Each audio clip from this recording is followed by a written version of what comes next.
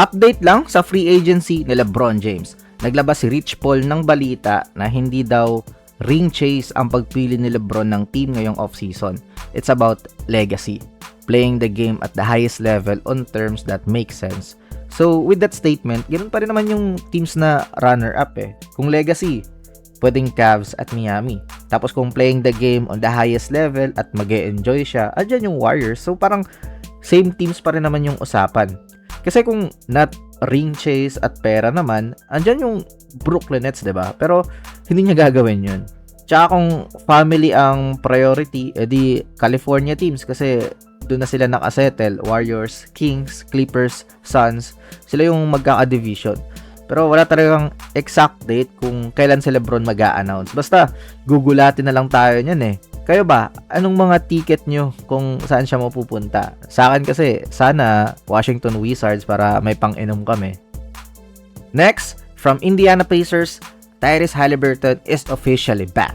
He is 100% ready by the time of the regular season. Siya kasi hindi niya pinilit na bumalik. Si Jason Tatum, nilaro niya pa yung playoffs. Sayang yung tanking ng Pacers kasi napunta din sa Clippers yung draft pick. Though, okay na rin kasi they landed Ivica Subats. Sa pag-alis ni Miles Turner, nakakita sila ng replacement na mas perfect kay Haliburton. Kita naman natin yung effect sa Pacers nung wala siya, 'di ba? As in, zero chance to make the playoffs. Pero with him coming back, tsaka yung mga free agents na pumunta, Kelly Oubre Jr. to have the help na nawala from Mathurin, plus yung pagdating ni Larry Nance Jr., a good backup big man. May J-Huff pa na naging revelation last season. Siguro, one missing piece for them is a streaky shooter. Mga Landry Shamet type, mga ganyan. So, how you feeling, Pacers fans? Next, Victor Oladipo is working hard. Ginagamit niya yung social media to do everything para makabalik lang sa NBA. Nag-announce nga siya nung nakaraan na he is a free agent, willing pa rin siyang maglaro sa liga, he will take the minimum contract. Tapos ngayon, mag-host siya ng isang pro day sa Las Vegas sa July 14 para patunayan sa mga NBA scouts at executives na kaya pa niyang maglaro sa NBA at 34 years old.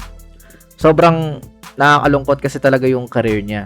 Hindi naman kasi kami nagduda sa kakayahan mo. It is just yung injury mo laging dumadating. So, yung upcoming workout is parang job interview para sa isang player na minsang hinangaan ng mga tao, nagbuhat ng offense at nag-lockdown ng mga guards sa liga. Ang focus will be on his lateral quickness, explosiveness, and kung paano magre-respond yung katawan niya to the highest intensity basketball. So, good luck, Black Panther. Next, Milwaukee Bucks is locking up Gary Trent Jr. 4 years, 64 million. Marami yung nagtaka sa deal na to. Marami yung gulat. Kasi long-term commitment para sa team na hindi pa alam yung identity this season. Kasi nasa post-Giannis era na sila.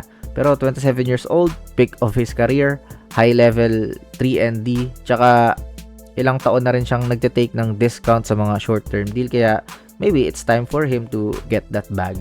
Kaso, ang problema, no option yung 4 years na yan. Walang player option, walang team option. So, commitment yan.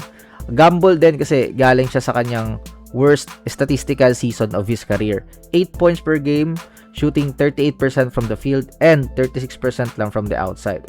So, yung move is parang takot lang yung Bucks na mawala yung ganitong klaseng player sa kanila.